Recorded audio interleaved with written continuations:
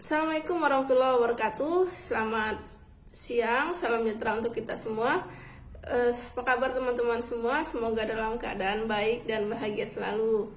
Nah, teman-teman, senang sekali saya Indri. Hari ini kita akan membahas mengenai beasiswa pendidikan Indonesia batch 2. Jadi, seperti kita tahu bersama bahwa BPI ini merupakan beasiswa LPDP yang dikelola oleh Kemendikbud. Jenjangnya ada S1, S2, dan juga S3. Nah, untuk batch satunya sudah diumumkan pada 1 September yang lalu, tepatnya 31 Agustus yang lalu, dan saya mengucapkan selamat untuk teman-teman yang sudah diterima dan lolos untuk BPI batch pertama. Nah, untuk yang belum lolos, sama saya juga senasib, saya juga tidak lolos pada batch pertama.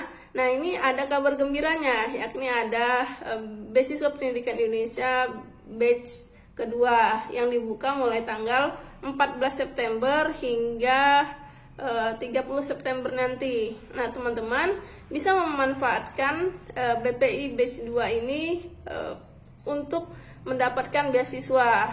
Nah, jangan sampai teman-teman gara-gara kemarin tidak lolos, terus kemudian jadi berputus asa dan menghentikan studinya.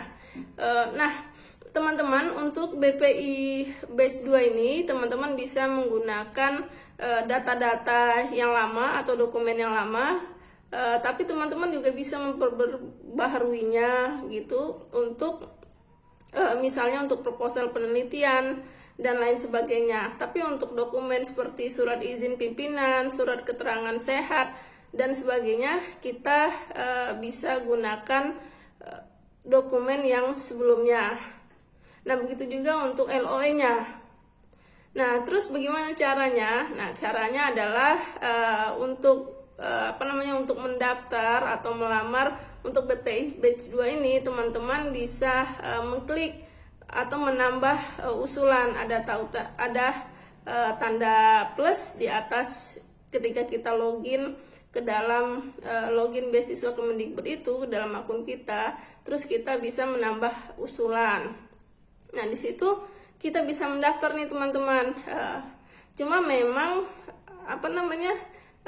kuotanya ini terbatas. Contohnya untuk S2 dan S3 pelaku budaya itu tidak ada lagi kuotanya untuk BPI batch 2 ini.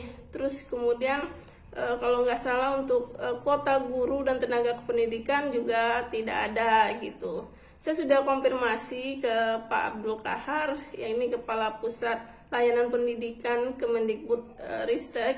Beliau mengatakan bahwa memang kuota yang tersisa itu memang sudah terbatas. Jadi nanti pelaku budaya dan juga guru maupun tenaga kependidikan jangan bersedih, karena teman-teman bisa mendaftar untuk skema lainnya, yakni skema beasiswa unggulan yang sebentar lagi juga akan dibuka.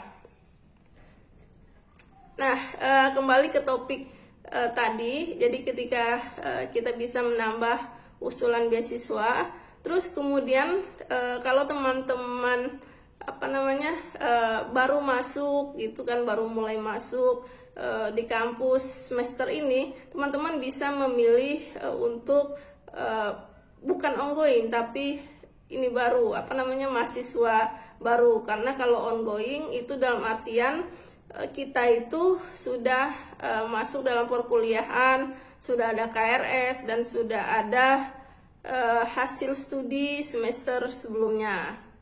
Nah, ini juga perlu teman-teman perhatikan bahwa sebenarnya BPI ini bukan diperuntukkan bagi mahasiswa yang ongoing. Jadi memang ada pengecualiannya, terutama untuk yang dosen-dosen PTA itu ada pengecualiannya, tapi maksimal hanya semester 2. Tapi untuk yang lainnya itu menurut Pak Kahar ini mengacu pada aturan dari LPDP sebagai pemilik dana yang mana hanya diperuntukkan bagi mahasiswa baru. Jadi teman-teman yang nanti daftar BPI batch 2, teman-teman bisa mendaftarnya terus kemudian memilih sebagai mahasiswa baru.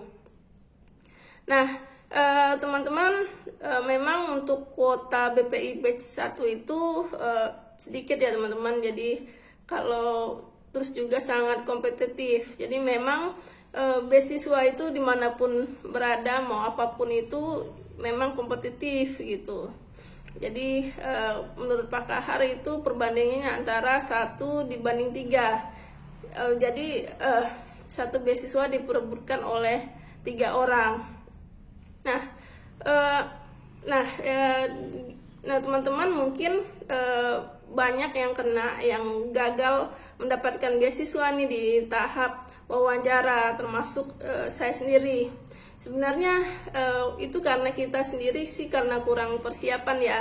Saya ingat waktu itu saya baru buka email, setiap hari saya buka email nanti jadwal wawancara, tapi ditunggu-tunggu tidak datang juga. Terus kemudian pada 17 Agustus pagi saya lihat ada tautan undangan untuk wawancara, dan itu saya baca jam 7 pagi, jam 9 pagi saya harus wawancara gitu. Nah teman-teman perlu mempersiapkan wawancara dengan baik. Terus juga ini sekedar sharing aja ya teman-teman ya. Ya memang pertanyaannya tidak lepas dari esai kita itu. Jadi kita betul-betul harus menguasai esai kita itu. Nah, ada juga nih teman-teman yang gagal di batch 1 yang mengeluhkan ketidakobjektifan dari reviewer. Nah, teman-teman, sekali lagi bagaimanapun keputusan mereka itu memang tidak bisa diganggu gugat. Kita harus menghormati juga keputusan dari reviewer. Jadi mereka sudah punya asumsi sendiri, mereka sudah punya pandangan sendiri terhadap kita ya. Ya kita hargai itu ya teman-teman semua. Nah tapi yang pasti teman-teman, bagaimanapun juga teman-teman jangan berputus asa. Misal pun tidak gagal pada batch 1, teman-teman bisa ikut batch 2. Seumpama nih amit-amit ya, kalau misalnya gagal lagi, teman-teman bisa daftar skema lain, yakni skema beasiswa unggulan yang insya Allah akan buka pada tahun ini. Nah, sekedar sharing aja nih teman-teman. Bahkan teman saya sendiri itu mengatakan bahwa dia itu ikut 7 kali seleksi beasiswa, baru kemudian beliau lolos BPI untuk luar negeri. Sebelumnya beliau mendaftar LPDP. Nah, beliau baru kemudian pada tahun ini beliau mendaftar BPI LN dan alhamdulillah lolos. Jadi yang baru 1 kali gagal, 2 kali gagal, jangan menyerah, jangan putus asa, karena bisa jadi kegagalan yang kita hadapi saat ini merupakan pintu kita untuk menuju kesuksesan. Tetap semangat, tetap sehat, dan selalu berpikir positif. Sampai jumpa.